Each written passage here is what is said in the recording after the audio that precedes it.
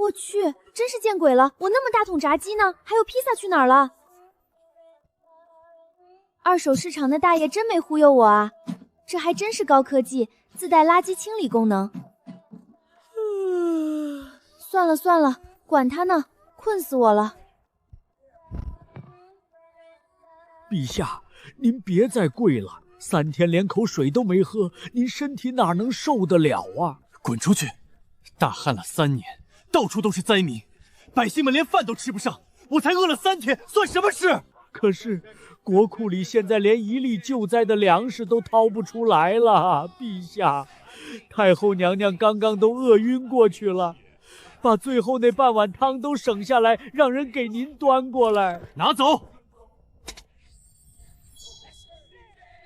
老天爷要是想灭了我大渊，就直接降到天雷，何必苦了老百姓呢？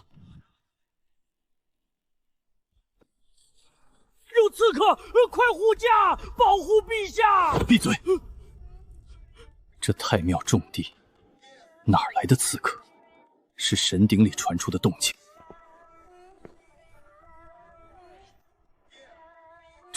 这是什么东西？陛下，太香了，这味道我活了60岁还从来没闻过。陛下千万别碰，这东西来路不明，长得也古怪，怕是有剧毒，让我先给您试毒。起开！大渊都快没了，就算是毒药我也认了。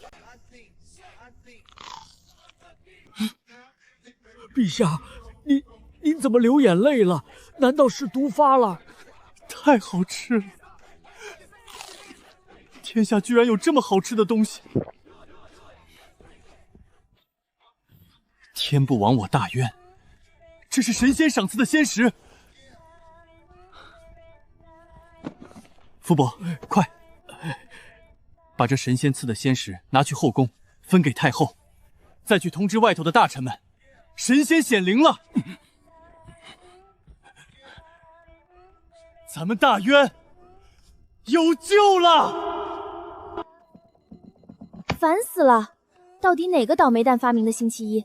真该把他踹进外太空去。空了，我昨晚难道梦游去扔垃圾了？算了，打工人哪有闲工夫研究未解之谜？万恶的王八皮，一天让我做3个 PPT， 祝你早日秃顶。吃吧吃吧，神奇的垃圾桶！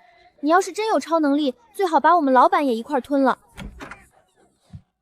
陛下，太后娘娘刚吃了点那个神饼，现在气色好多了，连咳嗽都停了。这是神仙赏赐的圣物，上面还印着神仙的长相。马上叫人用紫檀木做个盒子，供在太庙最高处。老奴遵旨。只是外头那些大臣们闻着味儿，都在大殿外面磕头呢，求陛下赏一滴神仙鸡的汤汁。告诉他们，神仙的食物吃完了，想再要神恩，就给我诚心祈福。神明又显灵了，陛下您慢点，当心啊！这难道是传说里的苹果？这种仙果只有在古书里才写过啊！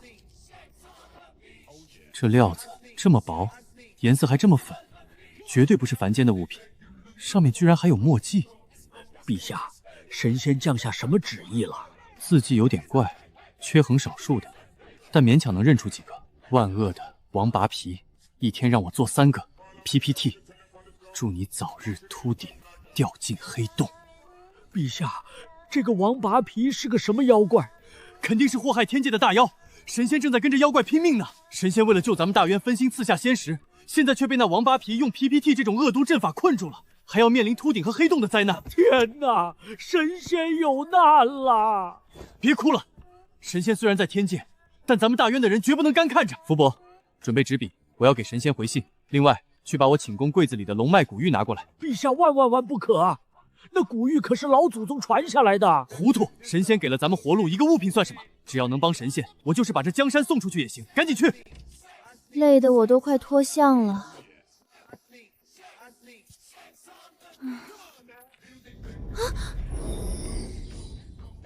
什么鬼东西？谁往我垃圾桶里塞剧组道具了？这分量，这手感，不会是真货吧？大渊皇帝临北辰，磕头拜见九天玄女上神。神仙赐下仙石和珠果，救了我大渊百姓。北辰心里感激得很。听说神仙正跟妖怪王八皮打仗，被困在 PPT 阵法里，我恨不得带全护卫队去帮忙。现在送上大渊镇国龙玉一块，给神仙助威。要是需要凡间兵器帮忙，请神仙下令。大渊皇帝妖怪王八皮，哎呦喂，硌死我了！这破垃圾桶连着古代。小姑娘，你真确定这东西是你家里传下来的？那必须的，我爷爷的爷爷传下来的。您就直说能当多少钱吧。这玉的质地，这成色，还有这雕工，更吓人的是，这上面雕的可是5齿金龙，古代这可是要诛9族的死罪，除非这是皇室御用的东西。小姑娘，这东西要是拿去拍卖，起码是这个数。50万？500万，起步价。你要是放心交给我们拍卖行去运作，我马上就能先给你打50万的定金。真发财了，这事儿居然是真的。那个大渊皇帝不仅是个大活人，还是个随手砸500万的超级大土豪。他们那边在闹饥荒，拿人手短，既然收了人家500万，总不能眼睁睁看着人家饿死。老板，这种50斤装的东北大米给我来30袋，对，还有那种白面也来20袋。说来跟我们说，没有骗过好多大令，我来特意出健力千果。压缩饼干有多少要多少，红薯、土豆一样给我装几麻袋。对对对，还有那个红烧牛肉面来5箱。妹子，你买这么多是要开超市啊，还是要进山里躲灾去啊？我去山区支交献爱心。老板，麻烦送到这个地址，运费我给双倍。大渊皇帝云北辰收，玉佩我卖。我收到了。首先声明，我不是什么9天玄女，我叫林小小，就是一个普通的打工人。王八皮是我们老板，不是妖怪，你不用帮我打他。看你们那边好像没饭吃，我买了点粗茶淡饭，你先拿去应急，以后有需要随时联系。跨时空代购员林潇潇，不用谢我。这桶口这么小，能塞得进去吗？我去，真神了！来吧，本仙女今天就给你们表演个天降神粮。陛下，您先回宫休息吧，神仙这会儿估计正跟那王八皮斗法呢，顾不上咱们凡间了。不行，我得在这儿等。大渊的百姓熬不住了，要是神仙真不管咱们大渊了，我就在这太庙里给列祖列宗谢罪。怎么回事？地龙翻身，地震了！不是，你看上面。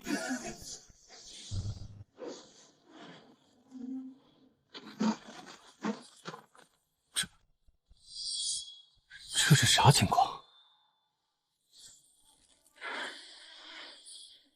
米是米，是白花花的大米呀，陛下！这米真甜，我活这么大，在御膳房都没见过这么白、这么干净的米呀！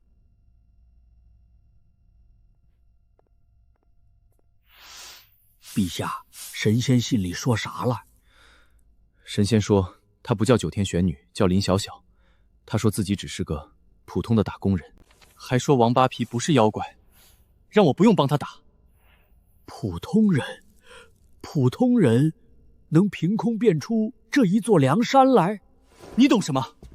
这是神仙在谦虚。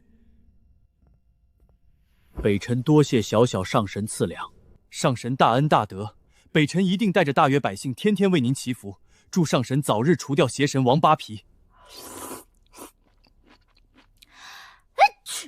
陛下，这方形纸盒真奇怪，外头画着面条和大块牛肉，可我撕开一看，里头全是干巴巴的弯面饼，还有几个不知道装了啥的银色小袋子。小小上神在信里说，既然画着汤面，肯定得加水。福伯，去弄壶开水来。陛下，宫里的井都快见底了，这开水……用我那份配额里的水，快去！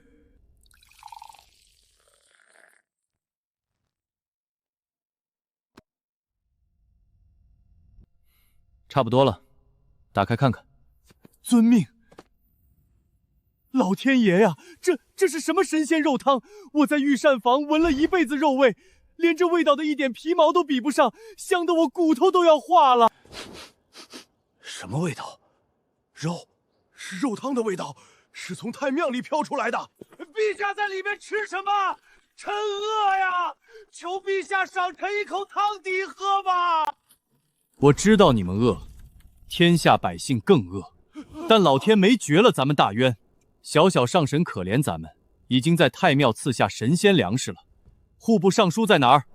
老臣诏命礼在。马上叫足人手，进太庙清点神粮，把那些白米和面粉立刻拉去东南西北4个城门，搭棚子熬粥。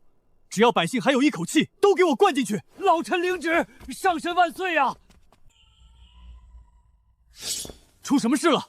陛下，您看这泥疙瘩，这东西皮厚得很，还带着土，最关键的是，它发芽了。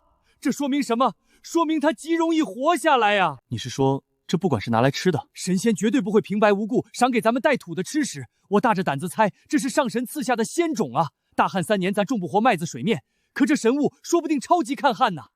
好，小小上神想得太长远了。赵明礼，这些泥疙瘩一个都不准吃，马上送去黄庄，找最好的老农给我种下去。要是能活，你就是大渊的千古功臣。老臣遵旨，我就是搭上这条老命，也得把这仙种给种出来。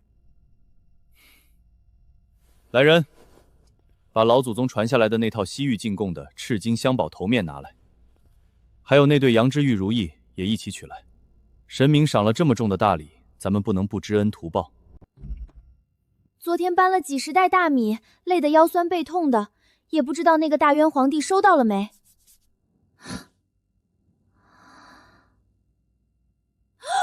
我的妈呀！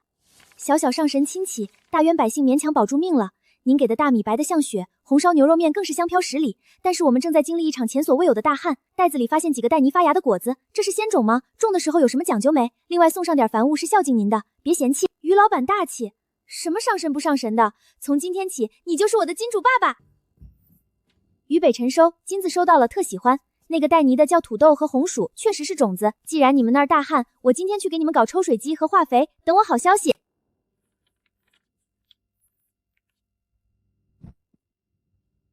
人工降雨弹我是买不着了，但抽水泵、太阳能手电筒、高产粮种子，本代购今天高低给你整齐全了。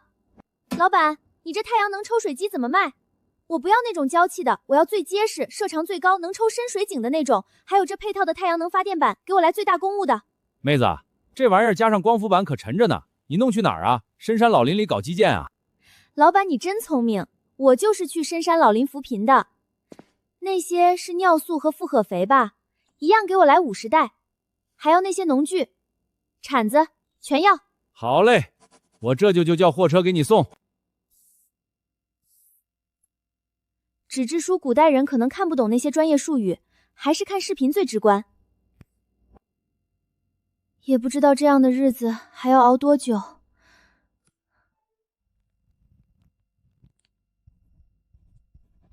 英北辰收，金主爸爸，那个黑色玻璃板桩叫太阳板，放在太阳底下暴晒就能产生雷电之力。那个铁疙瘩叫抽水机，把它扔进你们干涸的深井里，连上黑板子就能把地下深处的水抽上来。至于那个发光的方块叫平板电脑，按右边的长条键就能亮，照着视频里学种地就行。林小小。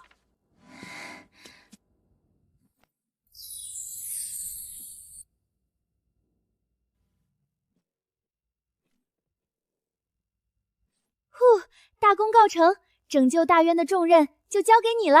陛下，上神说今夜会降下人工降雨神器，老臣这心口跳得厉害，也不知是何等夺天地造化之物啊！肃静，别惊扰了上神施法。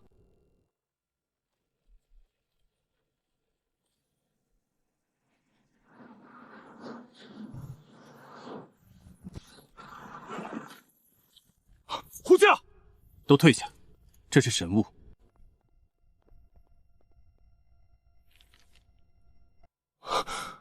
陛下，上神降下了什么东西？这是能抽地下深水的抽水铁兽，还有能吸收烈日之光的巨雷玄冰板。上神说了，这东西能生出雷电的力量，催动铁兽喝水。抽地下的水，神机，这真是真正的神机呀！咱们大渊江河断流，但地底下肯定有水，要是能抽出来，这天下就活了。不单单是这些，上神还赏了一块仙玉，说里面封印了天界农业大神的影子，能教咱们怎么种地。封印了神仙的灵魂。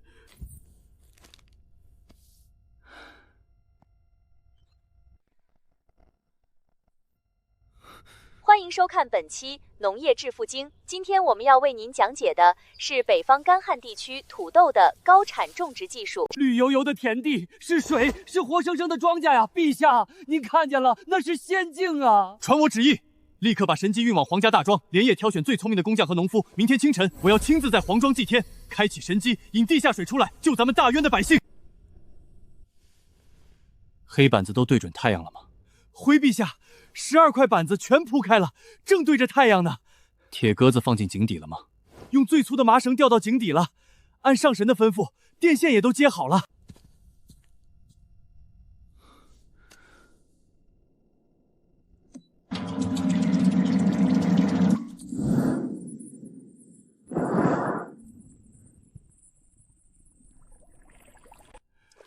大渊有救了，陛下，咱们大渊命不该绝呀！有这水，上神赐的种子就能活了。小小上神，北辰替天下老百姓谢谢您了。林小姐，这套首饰确实是老物品，不过工艺挺少见的。这样吧，咱们不走拍卖了，我私人买下，一口价1500万，怎么样？行，成交。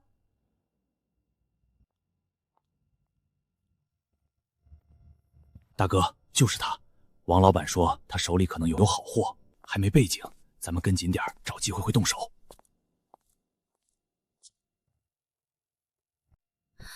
糟了！别让他跑了，追！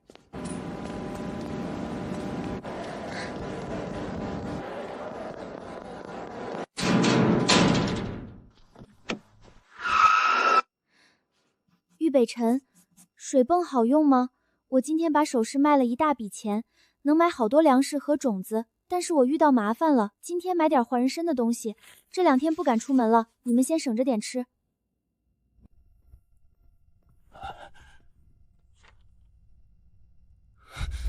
简直找死！区几个凡人，也敢跟踪救咱们大渊的神仙，真以为神仙在凡间好欺负？陛下息怒啊！福伯，去暗卫营，把我的暴雨梨花针、最毒的剑锋喉散全都拿来，还有天机阁的连发手弩，统统拿过来。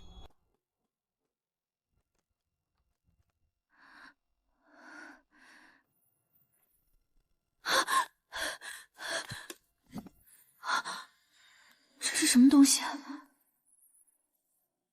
小小上神亲启，凡间蝼蚁敢惊扰您，我恨不得带10万铁骑过去。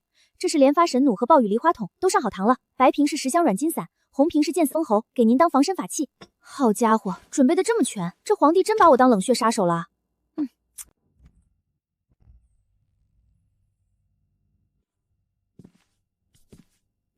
大哥，屋里没人啊，去卧室找。这老娘们手里起码有上千万，今天必须把她绑走。你们是在找我吗？哟，小丫头片子还挺镇定，拿个玩具枪吓唬谁呢？识相的把钱转出来，哥儿几个留你一条活路。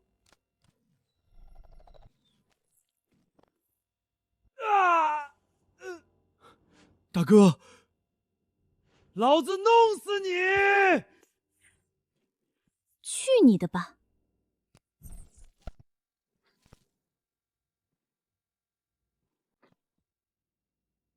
呼，大元朝的黑科技果然名不虚传。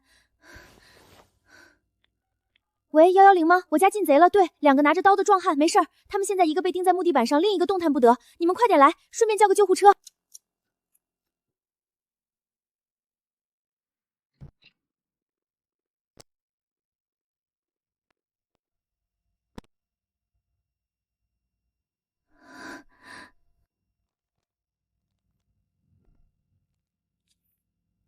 林小姐，你确定这把工艺品手弩是你从古玩市场买来防身用的？对啊，保安叔叔，我也不知道这玩意儿威力这么大，我这属于正当防卫吧？算，当然算。这两个家伙是 A 级通缉犯，你不仅是正当防卫，回头估计还得给你发个见义勇为奖呢。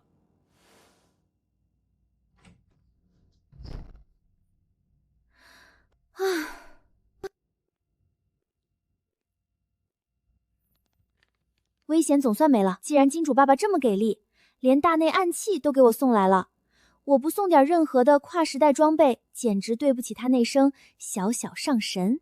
老板，给我拿你们这里最好的军工级高倍望远镜，要那种能看清几公里外蚊子腿的，还有红外夜视仪，也给我来2个。这台工业级无人机能飞多高？续航多久？防风防水吗？美女懂行啊，这是最新款抗8级大风，能飞5000米高，续航50分钟，还带热成像和夜视功能。不过价格嘛……刷壳，顺便给我拿10块备用电池和太阳能充电屋。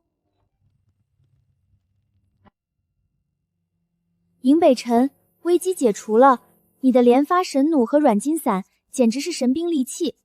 那2个毛贼已经被凡间的捕快抓去大牢了。为了感谢你的救命之恩，我给你送去2样天界的法宝。第一个叫千里眼，放在眼睛上能看清10里之外的敌军动向。第二个叫神鸟，把它连上平板电脑，它就能飞上天，替你俯瞰整个大渊的江山。使用教程我已经下载到平板里了，你的专属袋，小小。报，启奏陛下，北蛮单于趁我大渊3年大旱，国力空虚，亲率20万铁骑已经连破我北境3城。如今大军已经逼近雁门关，守关将士所剩无几，雁门关快守不住了。什么？北蛮狗贼竟然趁火打劫！可是陛下，咱们大渊的将士饿了3年，现在连刀都举不起来，拿什么去挡那20万吃饱喝足的北蛮铁骑呀？难道老天真的要灭了我们大渊吗？陛下，陛下，太庙神鼎里又有神仙的掉下来了。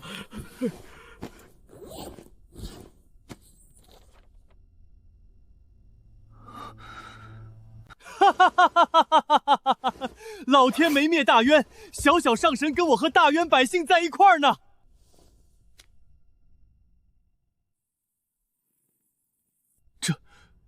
这就是天界的千里眼吗？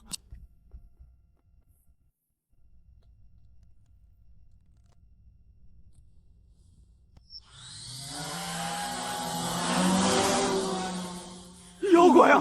不，神鸟，那是天上的神鸟啊！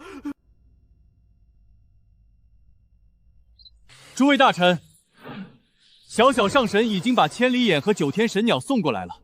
北蛮那20万铁骑算什么？在神仙的眼睛底下，他们就是一群土鸡瓦狗。传我旨意，兵部立刻给我把京城最后的3万禁军全部集合起来。这回我要亲自御驾亲征，带着上神送的神器去雁门关，把北蛮狗贼全杀光。20万骑兵对3万步兵，在冷兵器战场上，这完全就是碾压啊！不行，我得再弄点硬核的装备过去。虽然买不着真家伙，但只要有钱，现代工业的替代品多的是。老板，你这防爆盾牌结实不结实啊？妹子，这可是高强度聚糖氨纶材料，刀砍斧劈都不怕，你拿大铁锤砸都留不下白印子。怎么，哪个剧组买道具啊？对，拍古代大片。这盾牌给我拿500面，还有那边的战术头盔，戴面罩的那种，拿500个。防刺服要最轻柄的，也来500套。老板，我要那种在天上炸得最响、火光最大、动静跟打雷一样的礼花弹，那个叫雷霆万钧的，给我装满整卡车。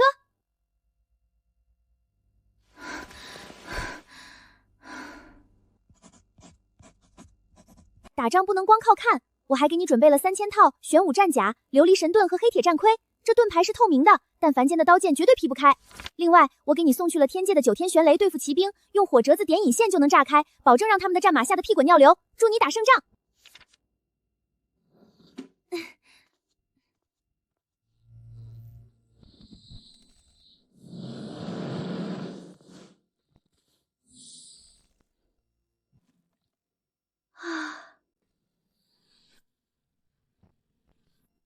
皇上，您万金之躯怎么能来这种危险地方？北蛮明天就要发动总攻了，末将拼了这条命也得护送您冲出去。冲出去？我的江山和百姓全在这儿呢，我还能退到哪儿去？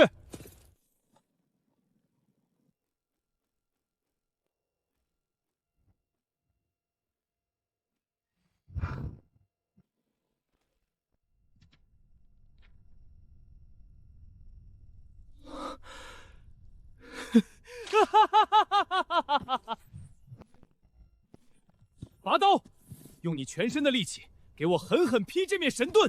皇上，这绝对不行！我恕你无罪。砍！谁敢不听令，立刻砍头！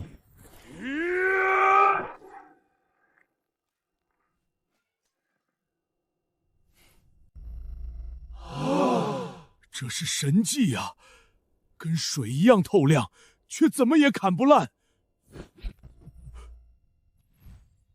传我命令，马上挑出500个最厉害的敢死队，换上萧萧上神送的玄武战甲和黑铁战盔，拿着琉璃神盾。今天半夜，我亲自带兵去掀了他们的军营。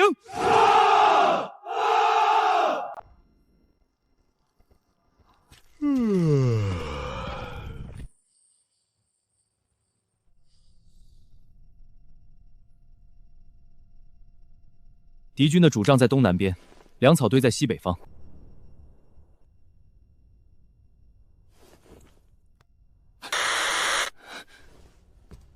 大渊的弟兄们，小小上神在天上看着咱们呢，今晚没有退路，跟我杀！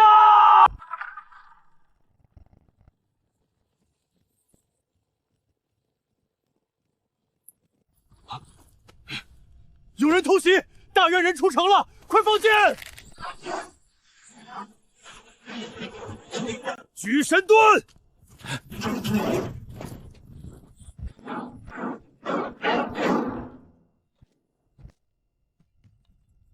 这不可能，他们连刀枪都刺不进去，这是什么鬼啊！点燃9天玄雷！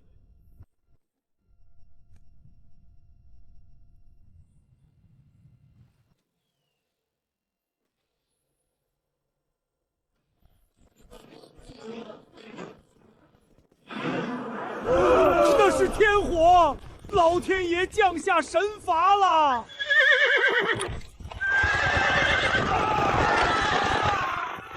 别乱跑，赶紧上马迎战！应战啊！上神降下9天玄雷，北蛮倒行逆施，这是遭了天谴了！放下武器投降的不杀！快跑啊！大渊有神仙保佑，他们刀枪不入，还能召唤天雷！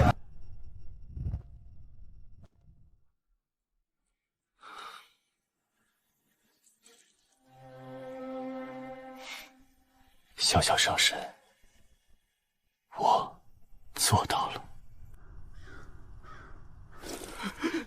皇上，大胜，前所未有的大胜仗啊！北蛮20万大军死伤了一大半，剩下的10万人连夜逃回大漠去了。这可是北蛮左谷夷王的人头，那个连王旗和金杖都不要了，带着几百个秦兵疯狂逃命了。传我命令，把那顶金杖给我拆了，金条全部熔掉，宝石挨个抠下来，还有从北蛮军营里搜出来的金银玉器、百年人参、雪莲和貂皮，全部给我打包带走。皇上，这些可都是您的战利品，按规矩应该拉回国库的呀。国库算个屁！要不是小小上神场赐神盾和9天玄雷，我这会儿已经被北蛮人做成酒杯了。这些俗气东西，大约刘义成发军饷，剩下的酒帮全装车。我要把这些当成还愿的祭品，全部送给小小上神。末将遵旨。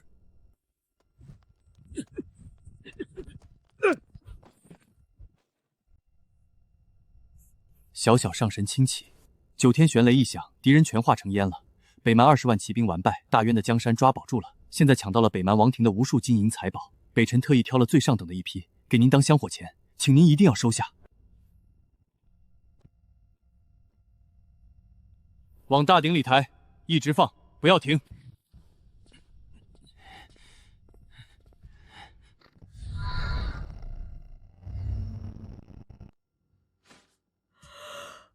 切，也不知道大渊那边打得怎么样了。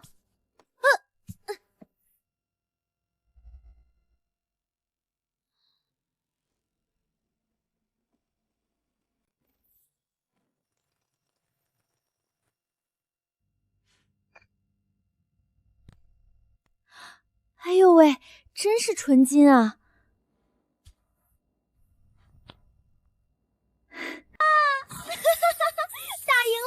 机主爸爸简直太牛了，不白白浪费我花了10万块钱买的组合大烟花。不行，这么多来历不明的黄金和古董珠宝，我要是直接拿去古玩街摆摊卖，绝对分分钟被盯上。那个拍卖行的王老板虽然钱多，但我总不能带着一只肥羊使劲薅。我必须注册一个海外的贸易公司，再租一个绝对安全、绝对隐蔽的偏僻大仓库。有了这些启动资金，别说是买粮食和化肥了，我连一整条现代工业生产线都能给你们大渊直接搬过去。林老板，您看这场地还满意吗？监控360度没死角，绝对全安全。挺满意的，签吧。1年租金200万，对吧？我一次性付清。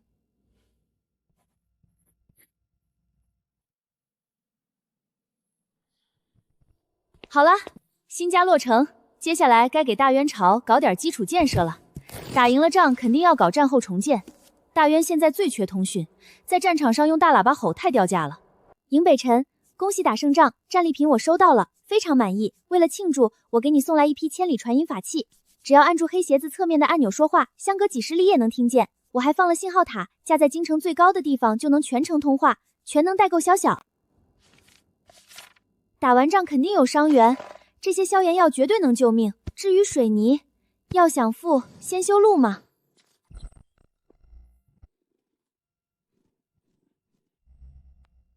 启奏陛下，皇庄里的仙种长势非常好，那个抽水铁兽日夜不停运转，京城周边的农田都已经灌完了，不出2个月，咱们大渊就能迎来史无前例的大丰收啊！好，赵爱卿这次算头功。陛下，上神又赏赐神物了，这次落在太庙，我刚带人搬过来。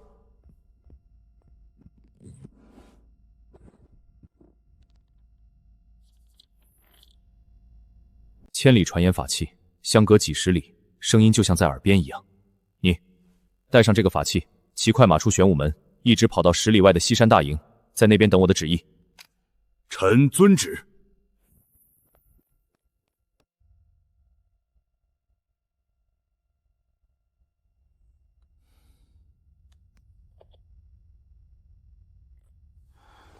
王统领，你到西山大营了吗？能听见我说话吗？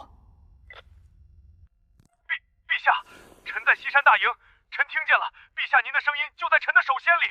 天哪，这法器里难道藏着陛下的分魂吗？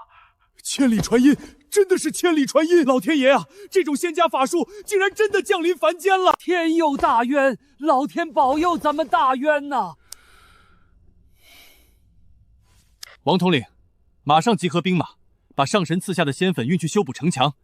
我要让咱们大渊的江山坚固的没有任何人能打破。有了小小上神的支持，我不光要让大渊的老百姓吃饱穿暖，我还要让咱们大渊的骑兵踏平四周所有的强敌。我要让太阳和月亮照到的所有地方，全都传颂小小上神的名字。尚书大人，这泥浆子真能筑城？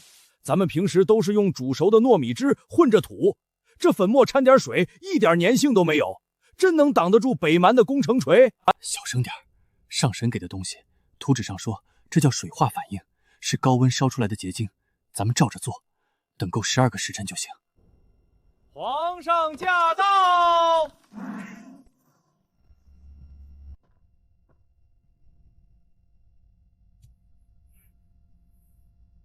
李正，这算是干透了吗？回皇上，已经凑够住12个时辰了。王统领，拿你的破甲重锤来。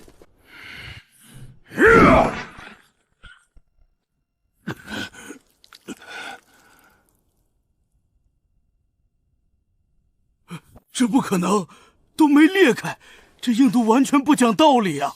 哈哈，好一个晶体结构，好一个水化反应！传我的旨意，马上在京城郊外找地方，照着上神给的图纸建大高炉，就算把旁边的石灰岩都挖空，也要给我不停的烧出这种仙粉。有了它，咱们大渊的城墙永远都倒不了。皇上，出神迹了！从雁门关退下来的300个重伤老兵，本来伤口化脓发高烧，按理说必死无疑了。可吃下上神赐的神奇胶囊后，仅2天，这神药就在他们身体里杀死了那些看不见的细菌，高烧全退了，伤口也开始结疤。这3天里，300个老兵没有一个因为感染死掉的。细菌、水化反应、全能代购，金主爸爸，她根本不是什么天上的神仙，她只是一个普通的女孩子。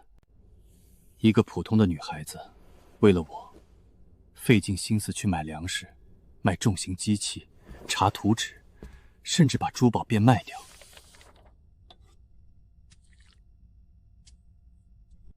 小小，金银这种俗气的东西，怕脏了你的眼睛。水泥和仙药的恩情，我死10000次都报答不了。今天亲手画了一幅寒梅图，用来表明我的心意。另外附上大渊开国的宝贝东海夜明珠1颗，这颗珠子晚上能发光，冬暖夏凉。希望它能代替我，永远陪在你身边。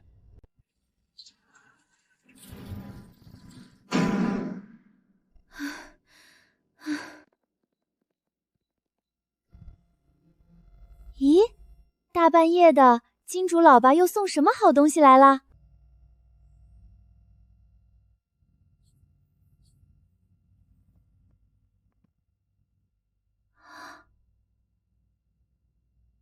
这家伙怎么突然走起深情文艺路线了？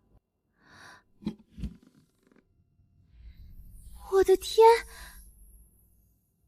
这要拿去拍卖，估计能把首付的底裤都掏空吧。不行，这是人家送的私人礼物，绝对不能卖。他连表字都告诉我了，还送了亲部画，我该回点什么呢？你不是一直把我当9天仙乐女吗？今天就让你看看你们家上神到底长啥样。收到了你的画和夜明珠，我很喜欢。我不懂古诗词，这是我的画像。看清楚啦，我只是有一个普普通通的女孩子。你的朋友，林潇潇。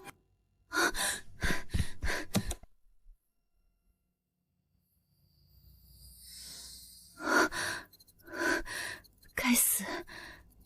那家地下拍卖行的人还是顺藤摸沟主找过来了。北辰，我租仓库的事情可能暴露了，外面有不明飞行器在侦查我。我怀疑是地下黑市的人盯上了我手里的古董。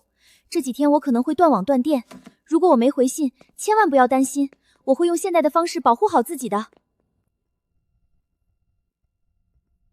皇上，太庙刚送来的。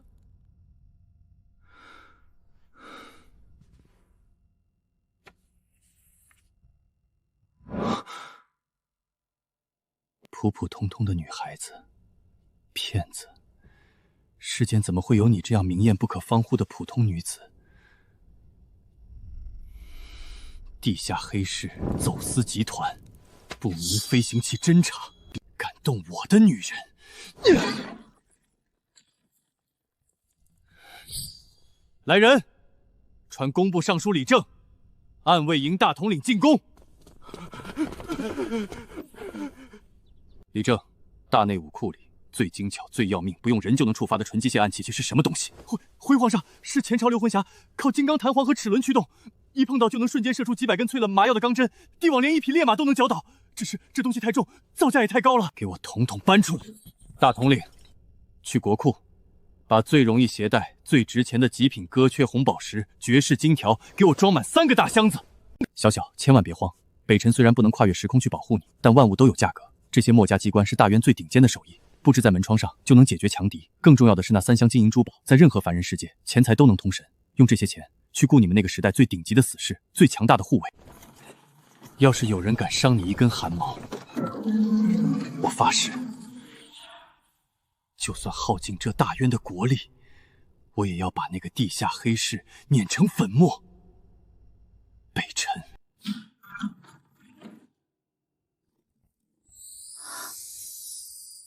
极品歌血红，还有这么多带皇家印记的大金砖。北辰说的对，在现代社会，资本就是最强的防御力。喂，北辰，能听见吗？小小，你安全吗？机关和钱都收到了没？我收到了，谢谢你，北辰。你放心，在我的世界里，只要有钱，我就能拉起一支军队，我绝对不让他们得逞。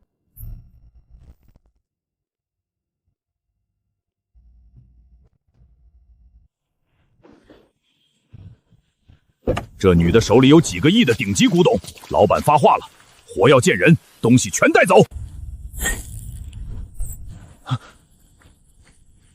老大，外边这电源断不了，他们里面有独立的柴油发电机，而且……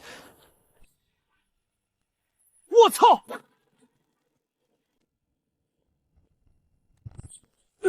放下武器，双手抱头，你们已经进入私人领地。遇到硬茬了，是职业雇佣兵，快撤！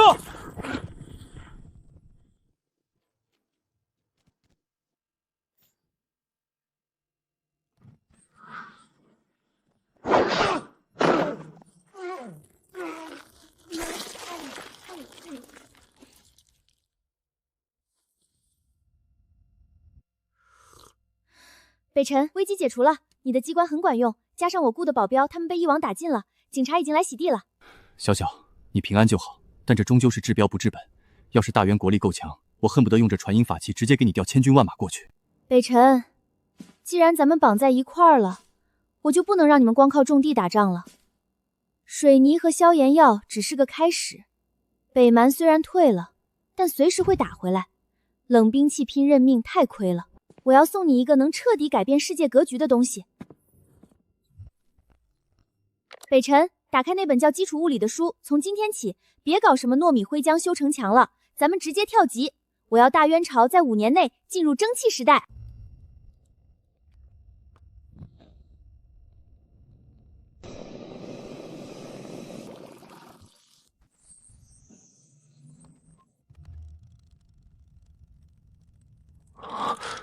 水和火碰在一起，居然能造出这么大的力气。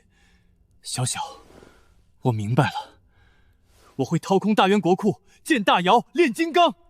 等大渊的钢铁大军建成了，要是你那边还有人敢欺负你，我就用这机器造出真正的钢铁巨兽，跨过时空过去，替你扫平一切。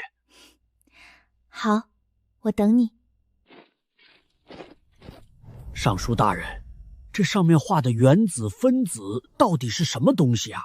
还有这元素周期表、氢氦锂铬硼这些字凑在一起极其拗口，根本读不懂啊！不懂也得硬着头皮懂。皇上发话了，半年造不出书上说的高炉和蒸汽机，咱们都得掉脑袋。别管为什么叫分子原子，上升写了批数，照着比例放铁矿石、焦炭和石灰石，控制好那个叫摄氏度的火候。进度怎么样了？回皇上，高炉图纸看懂了，就是火候实在没法控制。书上说要1500度，咱们肉眼凡胎的怎么能看出火里具体的温度？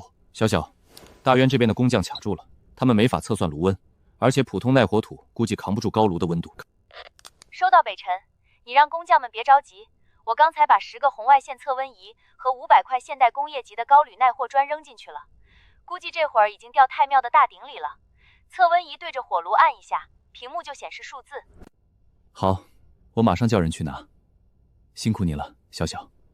咱俩谁跟谁呀？我正忙着对账呢，先挂了哈，晚上聊。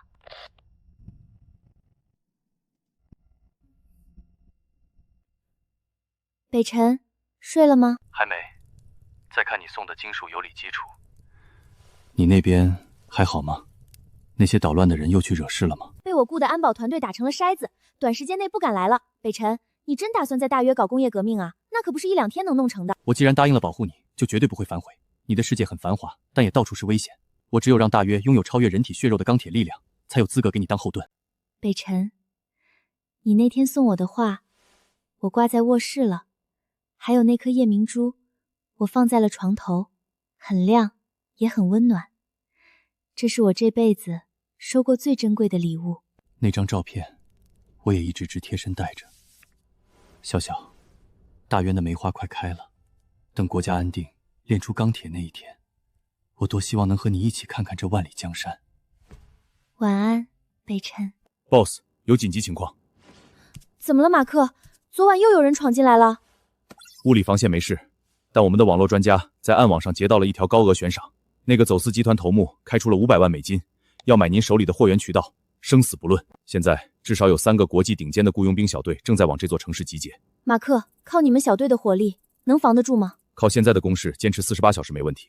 但我们是私人安保，不能用重武器。如果对方用火箭筒或者大口径狙击枪打消耗战，仓库被攻破只是时间问题。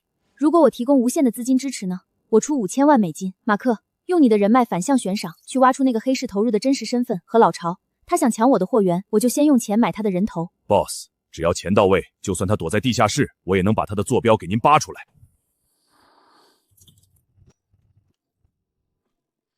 北辰紧急呼叫，快让工部的人去太庙搬东西，我给你们送去了10头吃柴油的重型机械。图纸和组装视频已经发到你的平板电脑里了。这是大渊迈向工业时代的第一步。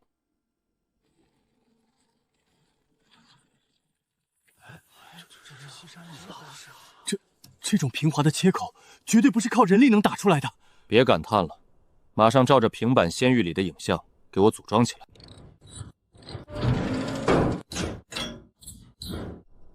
小小，装好了。这东西没有腿，也没套马绳，它真的能自己跑起来。干得漂亮！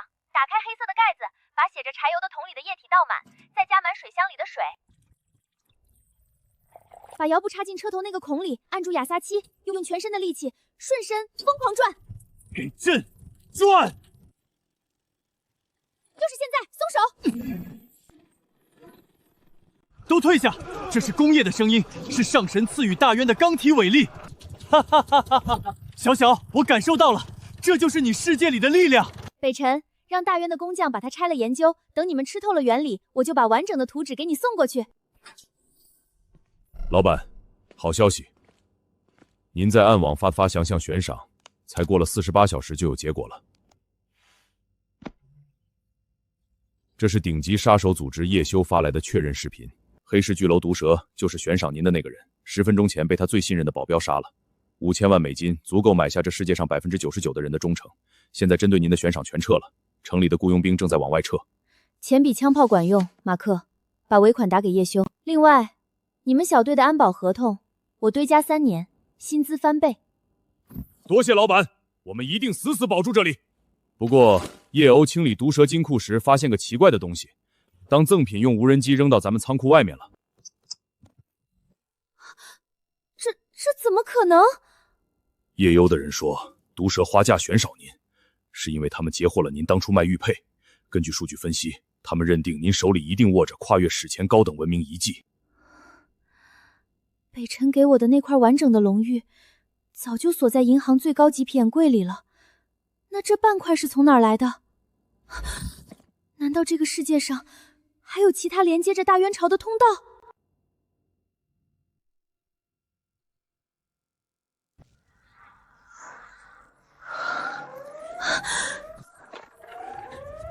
警报！老板，仓库里出现高能磁场反应，电力系统严重受干扰。北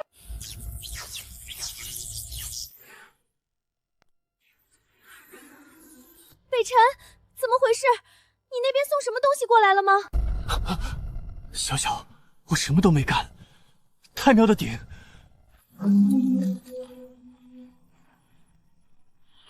顶里面冒红光了，它在剧烈震动。护驾，快护驾！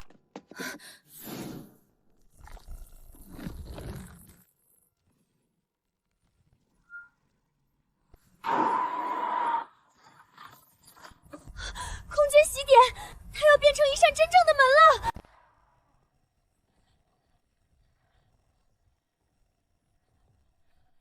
小小，我看到一扇光门，